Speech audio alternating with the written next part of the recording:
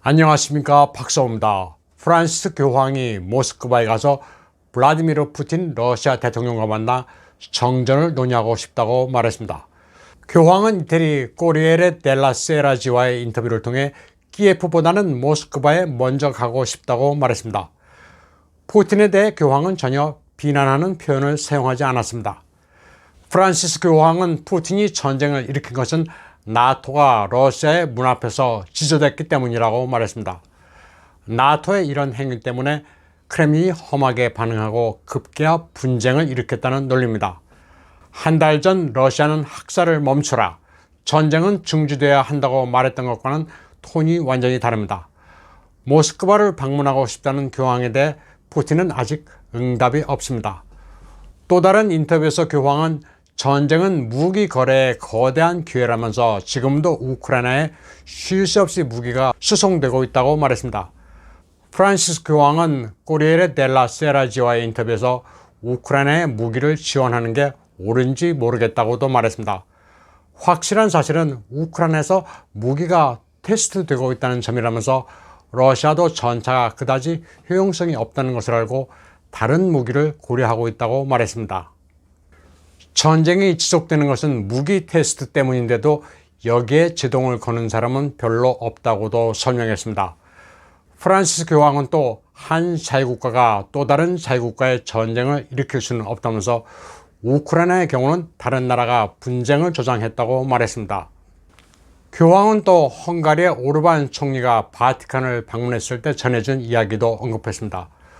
오르반 총리에 따르면 러시아는 계획이 있으며 모든 것은 5월 9일 전승절이면 마무리된다는 것이었습니다.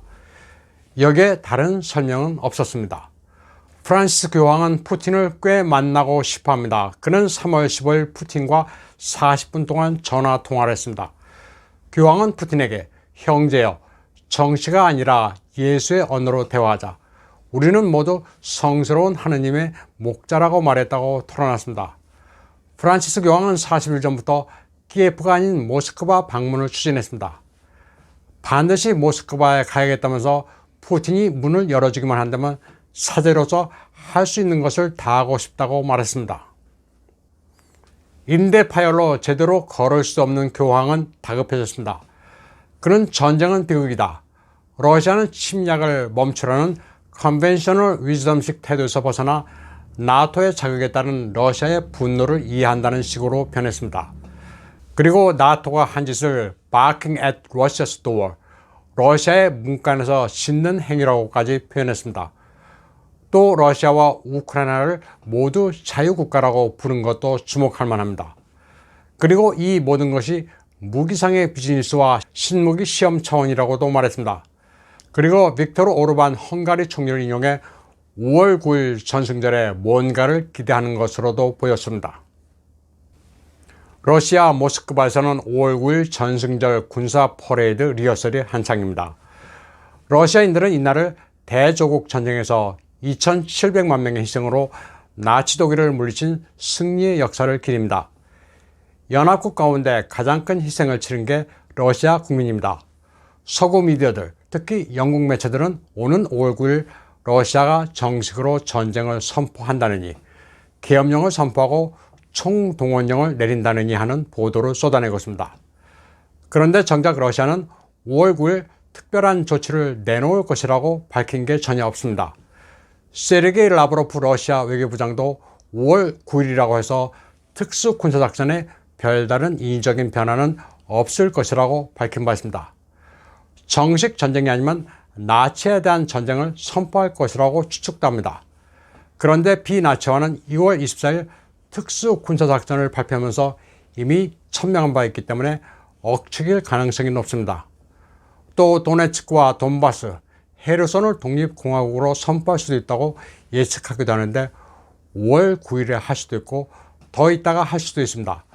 언제 하든 바뀔 게 별로 없습니다. 러시아는 계엄령도 전시동원령도 내리지 않았습니다. 러시아 시민들은 대체로 평온한 일상을 누리고 있습니다. 외국 브랜드가 제재를 한다고 철수는 했지만 일상에 아무 지장이 없습니다. 슈퍼마켓에는 여전히 물건이 넘쳐나고 있습니다.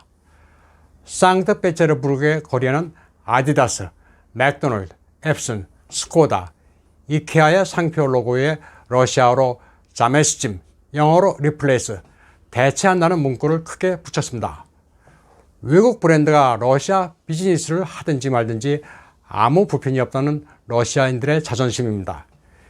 에너지, 식량 대국, 군사 강국인 러시아에 서구가 도전하고 있지만 흔들리지 않겠다는 애국심이 엿보입니다. 반면 우크라이나의 젤렌스키는 진작에 계엄령을 선포하고 지금은 60세 남성까지 징집하고 있습니다.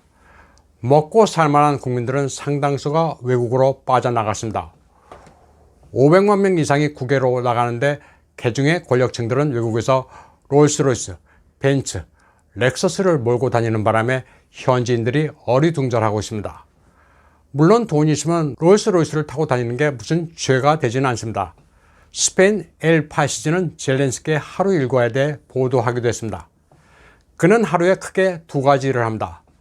첫 번째는 아침 9시에 군 장성과 국가안전고문들과 회의를 하고 전황을 보고받습니다. 전쟁이 한창일 때는 지하에서 했다가 러시아군이 키예프에서 철수한 뒤에는 시장의 사무실에서 회의를 한다고 합니다. 두 번째는 영상을 촬영하는 겁니다. 보통은 밤 11시 늦은 시간에 우크라이나어나 러시아어, 영어로 영상을 촬영합니다. 이 두 가지 일 말고는 고정된 스케줄은 없다고 하는데 하루 종일 모바일폰을 손에서 놓는 일이 없다고 엘 바이스지는 보도했습니다. 젤렌스키가 주력하고 있는 선전전은 혼자 하는 게 아닙니다. 부총리 겸 디지털 관련 장관 미하일로 페도로프스키와 3,100여 명의 인원이 동원된다고 우크라이나 디지털부 부부장 이오난이 일본 ANN과의 인터뷰에서 밝혔습니다.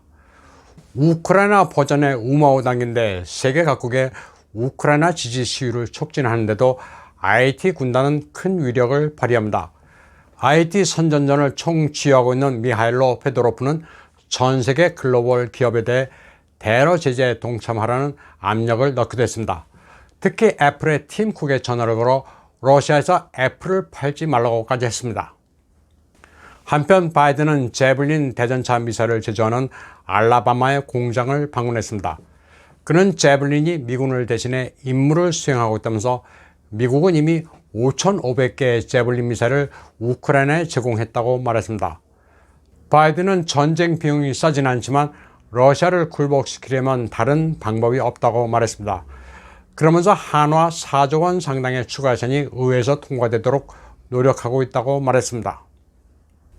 이렇게 생산한 제블린 미사일은 사실 우크라이나군이 다 쓰는 게 아닙니다. 포장도 뜯지 않은 채 러시아군의 수중에 넘어가는 사례가 비일비재합니다. 버리고 도망가거나 창고채 넘겨주기도 합니다. 제블린의 신화는 크게 과장된 겁니다. 우크라이나전 개전 초기 미그 29 한 대로 러시아 공군 전투기 40대를 격추시켰다고 해서 전 세계인들을 어리둥절하게 한 일이 있었습니다. 당시 우크라이나의 소셜미디어는 소위 키예프의 유령에 대한 영웅담이 넘쳐났습니다.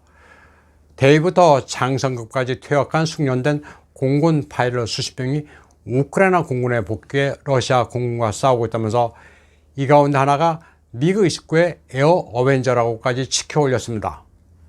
그런데 우크라이나 공군은 5월 3일 페이스북을 통해 키예프의 유령은 허구라고 털어놨습니다. 그러면서 키예프의 유령은 살아있으며 우크라이나를 성공적으로 지켜낸 전술 비행단 숙련 파일럿의 집단적 이미지라고 주장했습니다. 그동안 가짜뉴스로 정신승리를 하다가 뒤늦게 진실을 털어놓은 겁니다. 거짓말을 했으면서도 키예프의 유령의 정신만큼은 생생하게 살아있다는 엉뚱한 소리를 하고 있습니다. 이에 앞서 우크라이나 매체들은 키예프의 유령으로 보이는 스테판 타라발카 소령이 적기와 싸우다가 전사했다고 보도했습니다. 영국의 더 타임즈도 소식통을 이용해 타라발카 소령의 전사를 확인했다고 전했습니다. 그런데 우크라이나 공군은 타라발카 소령은 키예프 유령도 40대 러시아 전투기를 격추한 일도 없다고 밝혔습니다. 영국의 더 타임즈는 거짓말만 일삼는 매체입니다. 익명의 소식통을 이용해 마구 소설을 쓰는 언론이라고도 하기도 그런 매체입니다. 무조건 우크라이나에 유리하고 러시아에 불리하면 조작도 서슴지 않고 있습니다. 따라서 더 타임즈를 인용하는 국내 매체는 일단 거르고 보는 게 맞습니다. 앵글로색슨의 내러티브를 한국인이 그대로 수용할 필요가 없습니다. 참고로 걔네들이 뭐라고 떠드나 보면 될 뿐입니다. 사기도 이런 사기가 없습니다. 전쟁에서 사기를 복도두기 위해 이 정도는 괜찮지 않느냐는 의견도 있지만 뭐든지 정도껏 해야 합니다. 또 가짜지만 이해할 수 있다는 이들도 있습니다. 한국어에 졌지만 잘 싸웠다. 젖잘싸라는 용어가 있던데 이보다 더 진화된 정신승리가 바로 가짜일사 아닌가 싶습니다. 젖잘싸는 지긴 했지만 최선을 다했다. 그런 뜻인 것 같은데 가짜지만 잘 싸웠다면서 응원하는 심리는 정신질환이 아닌가 싶습니다. 오늘 방송은 여기까지 하겠습니다. 시청해주신 여러분 감사합니다.